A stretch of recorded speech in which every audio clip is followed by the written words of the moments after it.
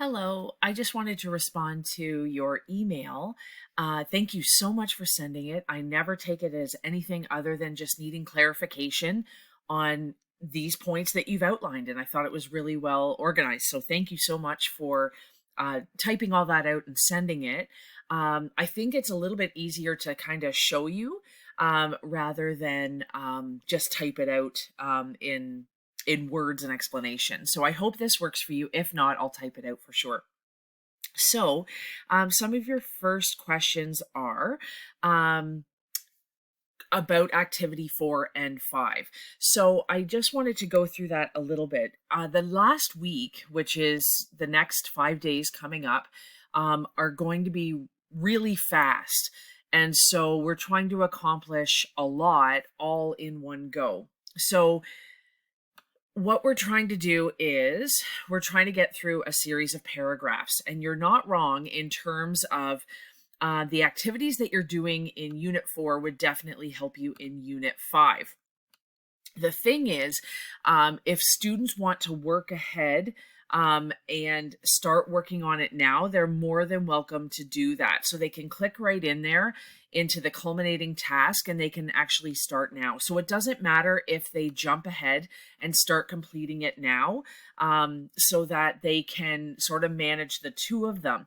Some students will complete all of Unit 4 and then they'll get into Unit 5. It really only leaves them Thursday and Friday in order to complete it, and it can be a lot of work. So I encourage students to jump into Unit number 5, which is the culminating activity. So I wanted to jump down here and answer this question. So Unit number 5 is considered like the final exam, but it's just completing some questions and then a series of paragraphs.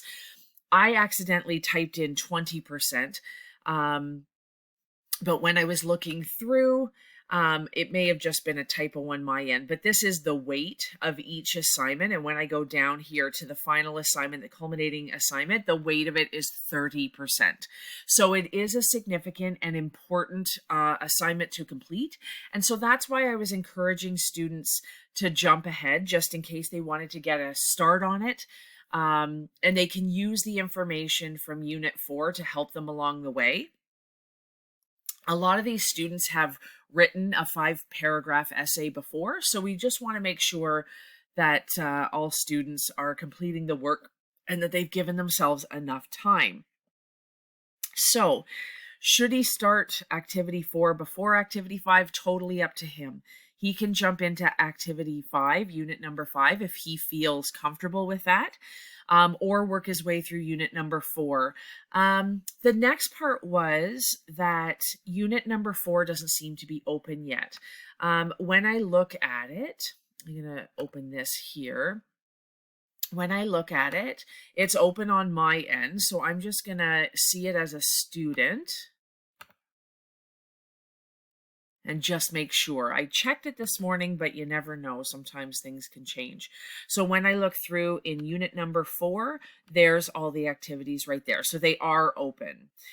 Unit number 5, the culminating task, is also open. It's right there. Okay. So, so he can start unit 4 in unit 5 whenever he's ready. It would be good to maybe get a jump on it, so that would be good. It is worth 30%. And so the way that I've scheduled it, so what it means by the 2+ days for activity 5 or unit number 5. So when we go to the course home, one of the things that I've done is next to the attachment or the assignments, and I'll stop looking at this as a student and we'll maybe look at it from my end too. So when we look at all of these assignments, I have to attach due dates to them just as it guides the students in order to know when these things are due. And it was basically for each unit, there was one activity per day. And so when I say that unit 5 really only has 2 days, is that I'm saying that most of unit 4 is wrapping up on the 27th. The 29th at 3 p.m. is when all students will lose access to the course. They have to hand in these assignments before 3 p.m.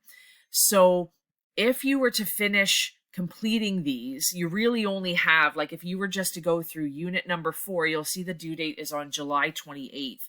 If you were to start this culminating activity where 30% by the end of unit 4, you'll be only giving yourself 1.5 days or 2 days, depending on when you start. So that's why I was encouraging students to look at what the culminating activity is, and then starting it earlier in the week, just so that you're not completing all of this and then only giving yourself this much time. And when I say the students are going to lose access, it means it literally disappears at 3 p.m. This course closes July 29th at 3 p.m. and I will still have access to mark their assignments, but the students will no longer have access to even look at their assignments. So that's the really important part that I wanted students to know, is that they really need to make sure they get it done for that due date, because after that, they won't be able to get it done at all. So I hope those answer your questions. I'm just going to go through them again. I hope in showing you the due dates, you kind of understand that I need them to work on Unit 4 and 5 at the same time.